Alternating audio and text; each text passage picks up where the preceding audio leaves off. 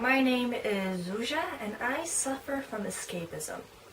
Now, earlier this year, I went to confession, and I told the priest that lately, I'm just lazy. I'd rather watch TV as opposed to do homework and other things like that, or chores or whatever.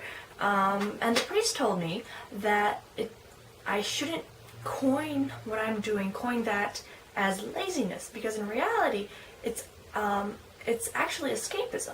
Because while engaging in watching TV or reading books, I'm escaping my reality, my everyday activities. So the definition of escapism is it's activities or entertainment that help you forget about bad or boring things for a short amount of time. This is the definition in the Longman Dictionary from 2003. And this is just one of the definitions. There are this is a very, very broad one. Now, the poster child for escapism is probably Walter Mitty. Now, they came out with a movie a few years back, The Secret Life of Walter Mitty, and it's based on a short story. In the short story, he has all these elaborate daydreams, and they're really wonderful. A lot better than my daydreams. But the problem was, they would happen kind of unexpectedly. He'd be driving a car, and then all of a sudden, he's not really driving a car. He thinks he's in a race or on a spaceship or things like that, or on a boat.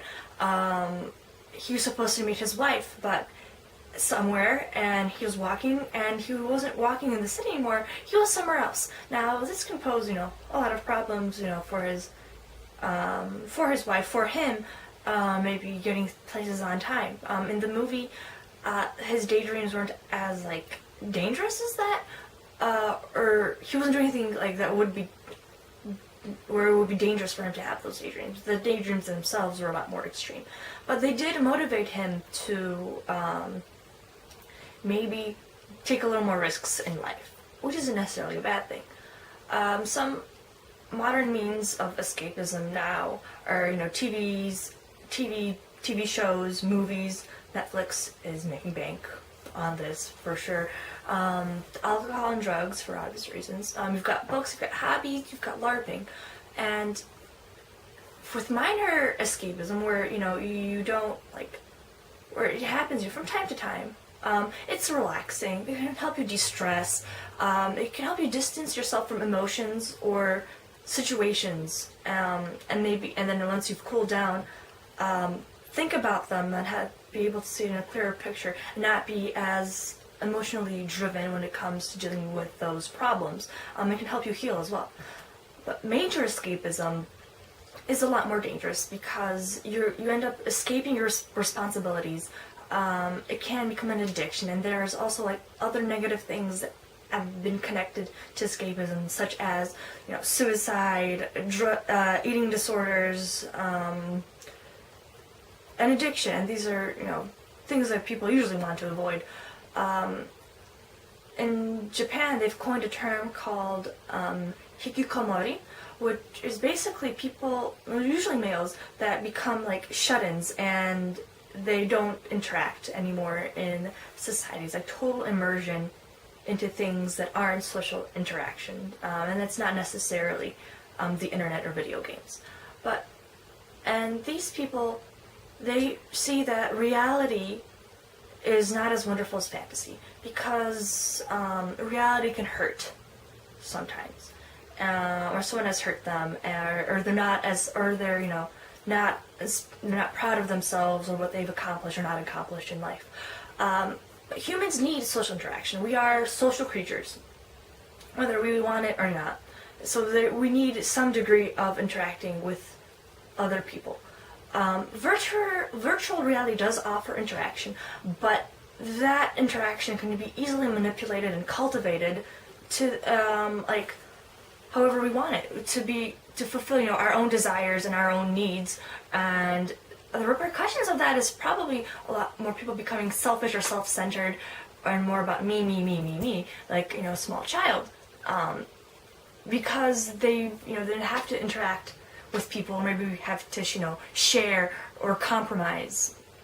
But it's that if we ever reach that point, then people who become like totally immersed in that will stop serving, stop helping other people, stop sharing. They won't experience real love, because the love that they experience, in the virtual reality, won't be real, because that won't be another person. That'll be code, that it'll be programmed to love them back. So they can't share the love. They can't compromise. They won't be able to sacrifice anything. They won't be able to grow, because when bad things happen to us, most people learn to become resilient and be able to bounce back and be able to overcome those challenges, or they help other people overcome those challenges to the best of their abilities. Now, if you're like me and you realize that escapism is okay in small doses, but you don't want it to control your life, definitely cut down on binge watching. I know I have to work on that, and it's totally hard because you get sucked into like a TV show or a series of YouTube videos, and you can't stop.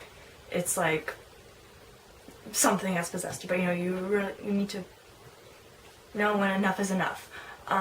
You can make yourself a schedule and say, okay, 7 o'clock, that's when I can binge watch or watch TV or whatever, or read my book. Once everything is done, once my homework is done, once I've cleaned up the kitchen, once the dog has been let out, maybe my kids have been fed, so that your responsibilities are taken care of before you can enjoy yourself. So yeah, hopefully this video has been slightly helpful. I've put in articles that I've referenced into the description below, and I've also posted a link to a picture that kind of visually represents what's going on with escapism. So yeah, hopefully you'll find those helpful as well, and we'll see you later.